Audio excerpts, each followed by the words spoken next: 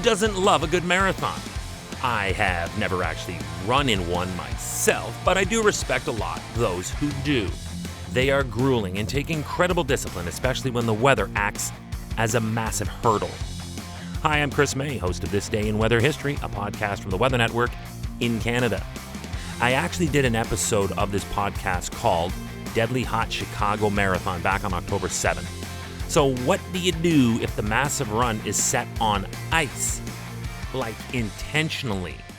Like what happened this day in weather history. Since 1984, Finland has held an ice marathon. That's right, an ice marathon. I asked myself the same thing that you likely are. Why? As you would imagine, it's not a traditional marathon, but not in the way we might think. You see, it's also not 42.2 kilometers. Oh, and it's also not running either. Wait a minute. What? This is actually way cooler. Racers can choose any option for mobility, including ice skating, ice biking, or sledding. Now we're talking. This sounds wicked cool. Plus, there are several different race durations, starting at 25K. Then there's one for 50 kilometers, 100 kilometers, or 200 kilometers, which basically translates into half marathon, slightly longer than a full marathon, twice as long as a full marathon, and like running 4 marathons. Gee, that escalated fast. The Finland Ice Marathon is annually held in Kuopio on a frozen Lake Kallavesi. This location has held 36 successful races, but 2020 stepped in and its weather had a different idea for the event's 37th year. The 2019-2020 winter started cold enough, and as a result, the ice on the lake was plenty thick enough. But then, that all went sideways. The next 2 weeks saw temperatures rise above freezing, and that made it almost impossible for race officials to even create a course. This is already playing out like yesterday's episode where the ice and snow was melting down everywhere at the Calgary Winter Games in 1988. Here in Finland, on this occasion, a few days before the event started, the temperatures reduced to below freezing. So the long tracks had to be modified, unfortunately.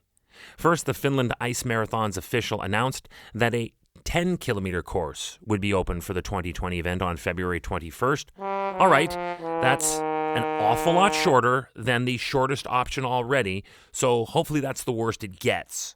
But then December 21st arrived, this day in weather history, and the event actually needed to be shortened again, down to only 6.5 kilometers, and it kept getting worse.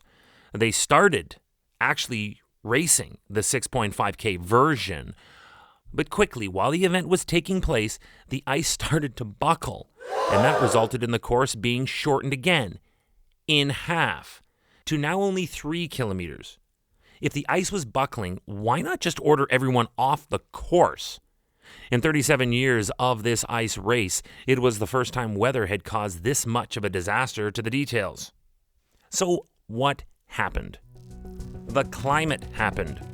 As it turns out, February of 2020 was Earth's second warmest February on human record and the third warmest month since record-keeping began in 1880. Now, I understand that 1880 is not really a barometer for all-time anything when considering the 4.5 billion year history of the planet, but it's all we got, so we take it. But even with that, you only have to go back to the year 2016 to find the holders of the hottest February and the hottest month ever, and that was not too long ago, so the word frequency begins to creep into the narrative. As for the future of the Finland Ice Marathon, the following year, it was a virtual event, not because of weather, but for the out-of-control COVID-19 pandemic. 36 years in a row, and then 2 years running, basically no event at all.